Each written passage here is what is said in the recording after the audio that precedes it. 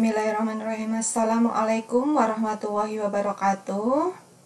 Selamat pagi mas mbak semua. Salam sejahtera bagi kita semua.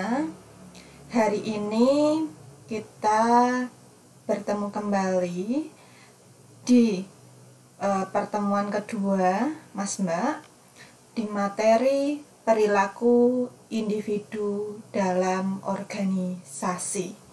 Nah, di dalam perilaku individu ini, mas mbak semua, setiap individu adalah pribadi yang unik, yang berbeda antara individu satu ya dengan individu yang lain. Dengan demikian, perilaku juga unik. Oleh karena itu, jika pimpinan memahami hal ini dengan baik, maka ia akan mampu menggerakkan karyawannya dengan lebih arif dan bijak, yang ujungnya adalah pencapaian tujuan organisasi secara efektif dan efisien. Perilaku seorang pekerja adalah kompleks sebab dipengaruhi oleh berbagai variabel lingkungan dan banyak faktor individual, pengalaman, dan kejadian. Manusia adalah salah satu dimensi penting dalam organisasi. Kinerja organisasi sangat tergantung pada kinerja individu yang ada di dalamnya. Seluruh pekerjaan dalam perusahaan itu, para karyawanlah yang menentukan keberhasilannya. Sehingga berbagai upaya meningkatkan produktivitas perusahaan harus dimulai dari perbaikan produktivitas karyawan. Oleh karena itu, pemahaman tentang perilaku organisasi ini menjadi sangat penting dalam meningkatkan kinerjanya. Kemudian, mas mbak semua, untuk pengertian perilaku individu, kemudian variabel psikologis individu, ya, nanti ini ada karakteristik yang melekat pada individu. Yaitu yang pertama adalah ciri-ciri biologis. Kemudian yang kedua itu kepribadian. 3, atribut kepribadian. 4, introspeksi dan ekstrospeksi. Yang kelima adalah persepsi. Kita membahas yang pertama dulu, yaitu kita lihat dari ciri-ciri biografisnya. Ciri-ciri yang melekat pada individu itu antara lain yaitu umur. Dalam banyak kasus terbukti bahwa umur menentukan perilaku seorang individu, ya. Jadi umur itu menentukan perilaku individu. Nah, misalkan saja umur 30 itu, nah untuk mengambil misalkan keputusan pastinya akan lebih cepat seperti itu. Nah, di umur misalkan 50 itu akan berbeda lagi mas mbak semua. Nah, inilah yang membedakan dalam banyak kasus ya. Umur yang lebih muda pastinya untuk secara psikologisnya itu untuk mengambil keputusan cepat dan tepat seperti itu. Kemudian untuk jenis kelamin, pada hakikatnya Tuhan menciptakan laki-laki dan perempuan berbeda-beda ya. Selain itu Tuhan juga memberikan peran, tugas, tanggung jawab yang berbeda antara laki-laki dan perempuan. Nah, di dalam jenis kelamin ini mas mbak semua pastinya antara laki-laki dan perempuan itu pastinya berbeda. Tanggung jawab pun itu juga berbeda. Akan tetapi untuk pekerjaan sekarang ini ya, untuk laki-laki dan perempuan itu sama. Misalkan saja Mas Mbak semua, presiden kita tidak hanya laki-laki saja. Nah, terbukti bahwa perempuan juga pernah menjadi presiden, memimpin di suatu negara seperti itu. Nah, kemudian status perkawinan. Karyawan yang sudah menikah dengan karyawan yang belum atau tidak menikah akan berbeda dalam memaknai suatu pekerjaan. Pastinya di dalam status perkawinan ini ya, Mas Mbak semua, karyawan yang sudah menikah sama yang belum itu pastinya berbeda. Di dalam ciri-ciri biografis ini yang melekat pada individu masing-masing ya, itu pastinya mempunyai ya motivasi atau status ini menjadikan karyawan itu berbeda memaknai suatu pekerjaannya itu, Mas Mbak semua. Ada yang pekerjaan misalkan saja dia itu memaknai untuk mencari nafkah, kebutuhan terpenuhi seperti itu. Ada yang misalkan saja meningkatkan karirnya, kan berbeda artinya di sini ya. Maka status perkawinan ini pun di dalam ciri-ciri yang melekat pada individu ini sudah di breakdown-kan seperti itu. Kemudian masa kerja. Belum ada bukti yang mengatakan bahwa semakin lama seseorang bekerja maka tingkat produktivitasnya akan meningkat. Nah, di sini masa kerja itu pastinya masa kerja antara karyawan satu dengan karyawan lain itu berbeda-beda.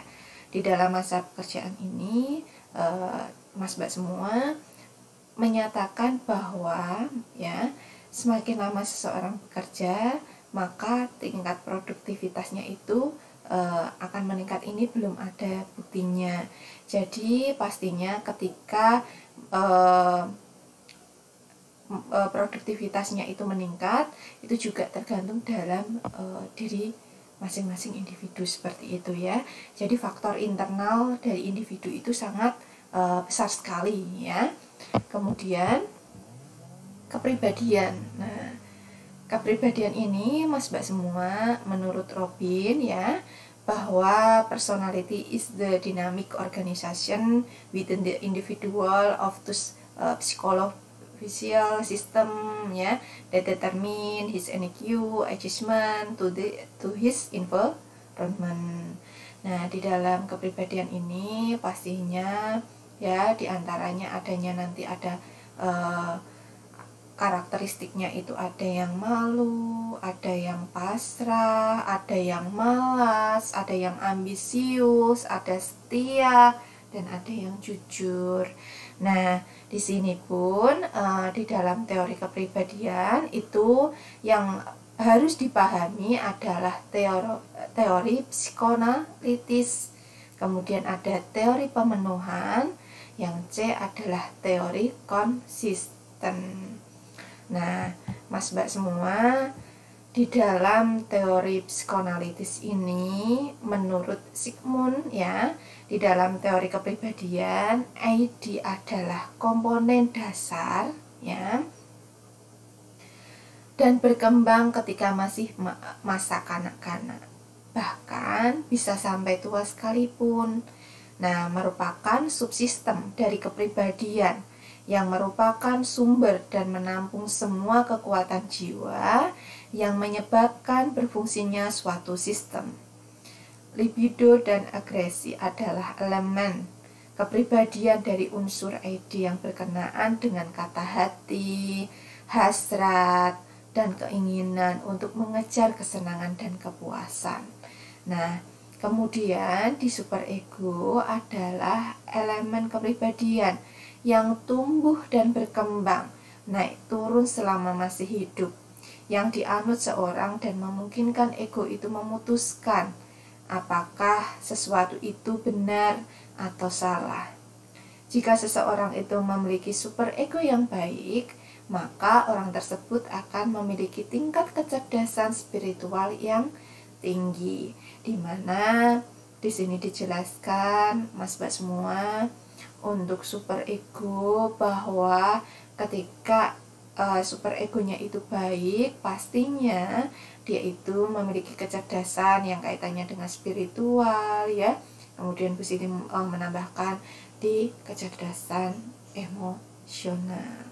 Nah, kemudian ego adalah di sini merupakan elemen kepribadian yang bersifat penengah dari dua elemen sebelumnya, yaitu ada ID, kemudian dan superego.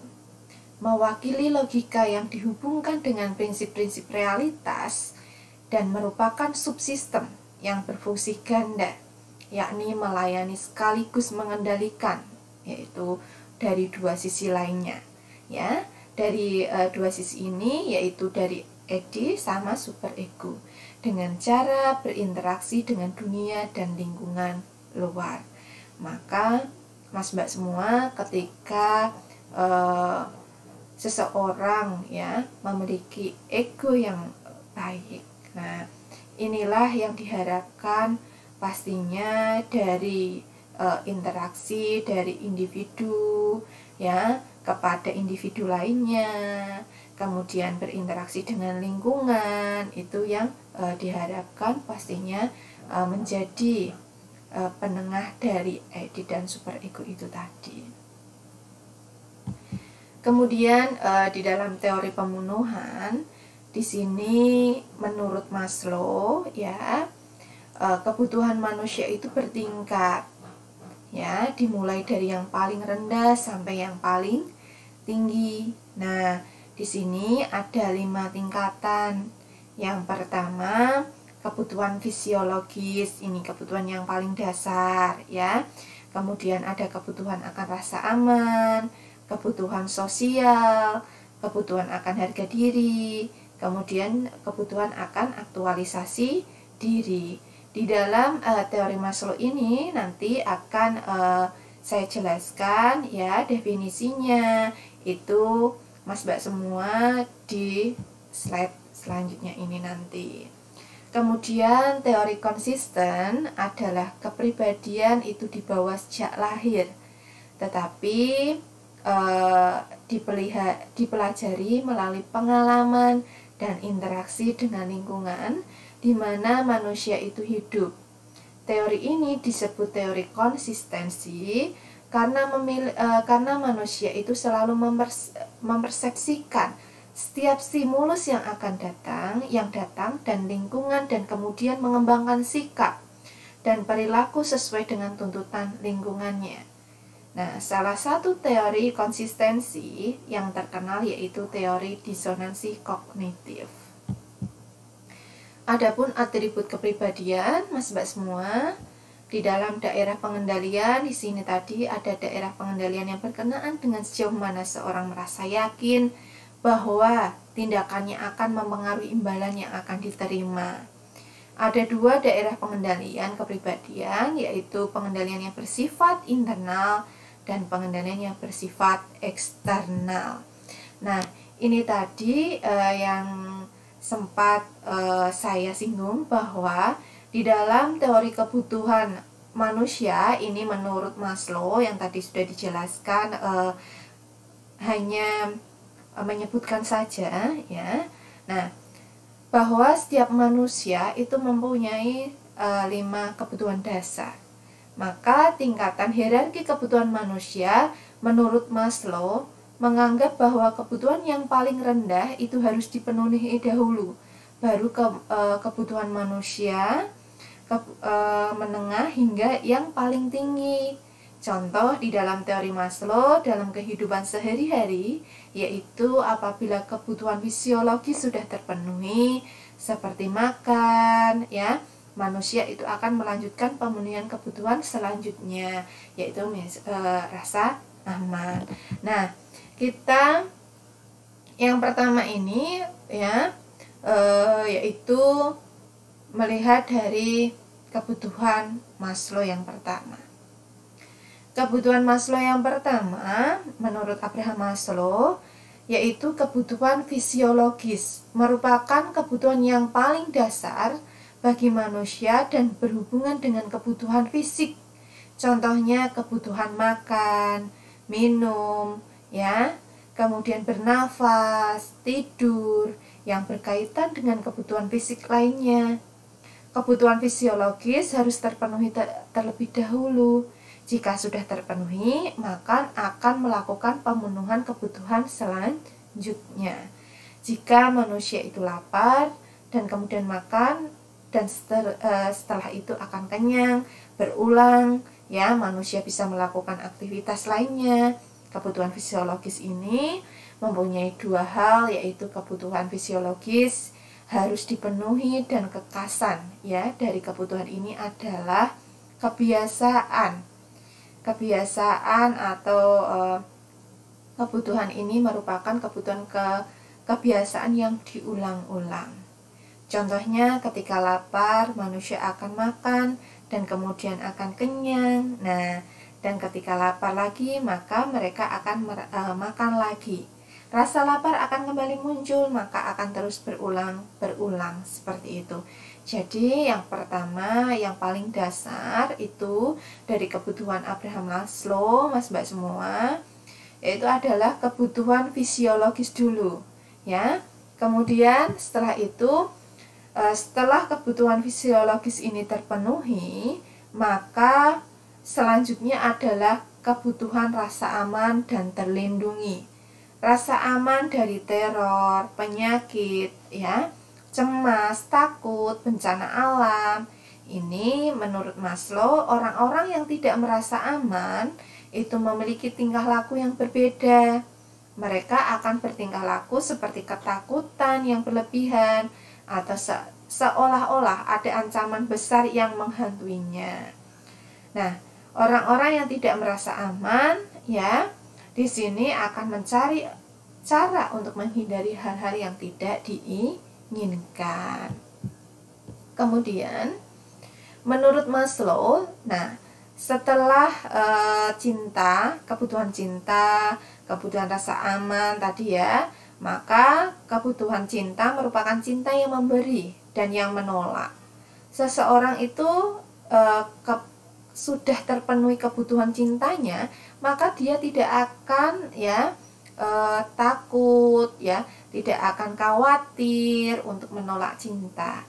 Contohnya, jika seorang wanita sudah menemukan pasangannya, maka dia tidak akan takut untuk menolak cinta yang lainnya. Atau seseorang yang sudah merasa cukup kasih sayang dari banyak pihak, maka dia tidak akan mudah hancur jika penolakannya terjadi. Jadi untuk kebutuhan cinta ini, Mas Mbak semua, ya, orang yang ada di sekitar itu sangat membantu sekali, mensupport sekali, berpengaruh besar sekali, ya. Kemudian yang keempat, setelah kebutuhan akan penghargaan ini terbagi menjadi dua tingkatan. Pertama, tingkatan yang terendah yaitu kebutuhan untuk menghormati orang lain. Kebutuhan akan ketenaran, status, reputasi, apresiasi, martabat. Nah, kedua yaitu kebutuhan tingkat tinggi, seperti kebutuhan harga diri, seperti keyakinan, kompetensi, prestasi, perasaan, kemandirian, dan kebebasan. Apabila kebutuhan ini sudah terpenuhi, maka kemudian akan memenuhi kebutuhan tingkat selanjutnya, ya.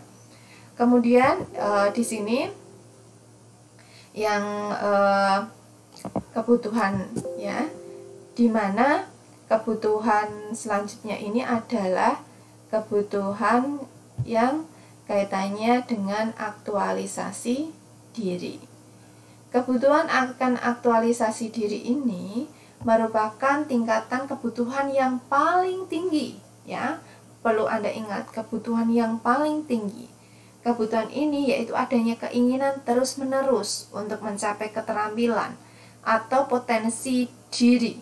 Nah, menurut Maslow, manusia akan melibatkan diri untuk mengasah, mengembangkan potensi sesuai dengan minatnya. Tingkatan kebutuhan tersebut haruslah dilakukan secara urut. Manusia tidak akan mampu memenuhi kebutuhan yang paling tinggi jika kebutuhan tingkat paling rendah saja belum terpenuhi. Nah, inilah contohnya bahwa manusia itu tidak akan mampu mencukupi kebutuhan psikologisnya apabila kebutuhan fisiologisnya belum terpenuhi. Kemudian, di dalam paham otoritarian ini, paham ini berkenaan bahwa perbedaan status dan kekuasaan pada orang-orang yang ada dalam organisasi. Sikap kepribadian, otoritarian yang tinggi memiliki intelektual yang kaku, membedakan orang atau kedudukan dalam organisasi, mengeksploitasi orang yang memiliki status di bawahnya, suka curiga dan menolak perubahan. Kemudian setelah itu orientasi prestasi. Orientasi merupakan karakteristik kepribadian yang dapat digunakan untuk meramal perilaku orang. Ya, kemudian menurut ini MC ya, bahwa tentang kebutuhan untuk berprestasi menyebutkan bahwa ada karakteristik sifat kepribadian seseorang itu memiliki kebutuhan untuk berprestasi tinggi, yaitu mereka selalu secara pribadi ingin bertanggung jawab atas keberhasilan dalam menyelesaikan tugas yang diberikan kepadanya. Mereka lebih senang dengan suatu tingkatan resiko. Kemudian, introspeksi dan ekstroversi. Di dalam introspeksi ini adalah sifat kepribadian seseorang yang cenderung menghabiskan waktu dengan dunianya sendiri dan menghasilkan kepuasan atas pikiran dan perasaannya. Ekstroversi adalah sifat kepribadian yang cenderung mengarahkan perhatian kepada orang lain. Kejadian di lingkungan akan menghasilkan kepuasan dari stimulus lingkungan. Kemudian di persepsi ini, menurut Kitsudarmo, bahwa persepsi adalah sebagai suatu proses memperhatikan dan menyeleksi, mengorganisasikan, dan menafsirkan stimulus lingkungan. Maka faktor-faktor yang mempengaruhi persepsi di sini, yang pertama adalah ukuran, kedua intensitas, 3 frekuensi, 4 kontras, 5 gerakan, 6 perubahan, 7 baru, 8 unik. Nah, setelah itu kita membahas tentang kinerja individu. Nah, menurut Effort, di dalam usaha individu diwujudkan dalam bentuk motivasi. Motivasi adalah kekuatan yang memiliki seseorang, dan kekuatan tersebut akan melahirkan intensitas dan ketekunan yang dilakukan secara sukarela. Maka motivasi ini ada 2 macam, ya. Motivasi dari dalam, keinginan yang besar yang muncul dari dalam diri individu tersebut untuk mencapai tujuan-tujuan dalam hidupnya. Yang kedua, motivasi dari luar, motivasi yang bersumber dari luar diri yang menjadi kekuatan bagi individu tersebut untuk meraih tujuan hidupnya, seperti pengaruh atasan, teman kerja, keluarga, dan lain-lainnya. Maka Mas-Mbak semua, motivasi yang ada di dalam kinerja individu itu ada motivasi yang dari dalam dan juga ada motivasi dari luar. Kemudian di sini yang kedua adalah ability. Di dalam ability individu diwujudkan dalam bentuk kompetisi, ya, kompetensi. Sejak dilahirkan, setiap individu itu dianugerahkan Tuhan dengan bakat dan kemampuan. Bakat adalah kecerdasan yang alami, yang bersifat bawaan. Kemampuan adalah kecerdasan individu yang diperoleh melalui belajar. 3. Di sini situasi lingkungan. Lingkungan bisa memiliki dampak yang positif atau yang sebaliknya negatif. Situasi lingkungan yang positif, misalnya dukungan dari atasan, teman kerja, sarana dan prasarana yang memadai. Kemudian, situasi lingkungan yang negatif, misalnya suasana kerja yang tidak nyaman karena sarana prasarana itu tidak memadai, tidak adanya dukungan dari atasan, teman kerja, dan lain-lain. Kemudian, maka sebagian kesimpulannya bahwa perilaku individu tidak hanya ditentukan oleh faktor keturunan ya atau bawaan dari lahir, tetapi juga dipengaruhi oleh effort ya, ability serta situasi lingkungan. Perubahan perilaku merupakan hasil dari proses pembelajaran. Maka proses pembelajaran itu memang harus kita lalui Mas Mbak semua ya. Jadi perlu diketahui bahwa di dalam perilaku individu ini ya banyak sekali kita itu dimana tidak hanya ditentukan dari keturunan atau bawaan dari lahir ya, tapi juga dipengaruhi yang lainnya dari usaha dan kompetisi. Inilah perilaku individu yang kaitannya dengan dari kita itu proses Mas Mbak semua ya. Proses merupakan proses pembelajaran. Kemudian teori modern motivasi. Motivasi merupakan fungsi dari berbagai macam variabel yang saling mempengaruhi. Motivasi adalah kekuatan yang dimiliki seseorang, dan kekuatan tersebut akan melahirkan intensitas dan ketekunan yang dilakukan secara sukarela. Jadi, motivasi diawali dengan keinginan untuk mempengaruhi perilaku seseorang. Keinginan tersebut melalui proses persepsi diterima oleh seseorang. Proses persepsi ini ditentukan oleh kepribadian, sikap, pengalaman, dan harapan seseorang. Kemudian kita lihat lagi di dalam tekanan psikologis dan kepuasan kerja. Yang pertama, tekanan psikologis. Secara umum dapat dikatakan bahwa semua bidang dan aspek organisasi dapat menyebabkan timbulnya tekanan psikologis seperti tujuan, tugas pokok, fungsi, struktur organisasi, kepegawaian, aspek keuangan, dan sebagainya. Oleh karena itu, secara sederhana dapat pula dikatakan bahwa tekanan psikologis merupakan sesuatu yang melekat pada setiap orang dan setiap organisasi. Kemudian di dalam kepuasan kerja. Kepuasan kerja secara umum menyangkut sikap ya, seseorang mengenai pekerjaannya. Karena menyangkut sikap ya, pengertian penguasaan kerja ini ya, kepuasan kerja ini mencakup berbagai hal seperti kognisi, emosi ya, dan kecenderungan perilaku seseorang. Kepuasan itu tidak tampak nyata, tetapi dapat berwujud dalam suatu hasil pekerjaan.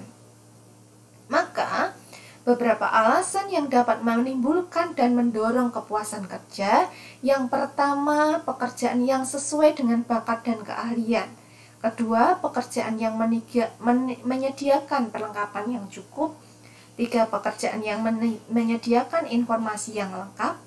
4, pimpinan yang lebih banyak mendorong tercapainya suatu hasil dan tidak terlalu banyak atau ketat melakukan pengawasan.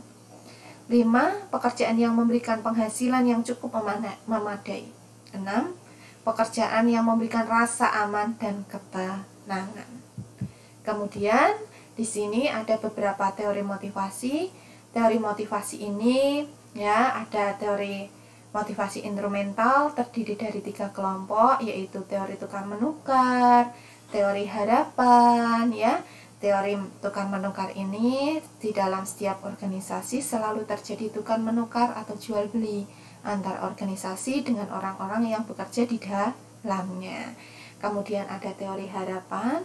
Seorang akan dalam organisasi itu bergantung pada harapannya, maka seseorang akan mempunyai motivasi yang tinggi untuk berprestasi ya, untuk berprestasi tinggi dalam organisasi kalau ia berkeyakinan bahwa dari prestasinya itu dapat mengharapkan imbalan yang lebih besar.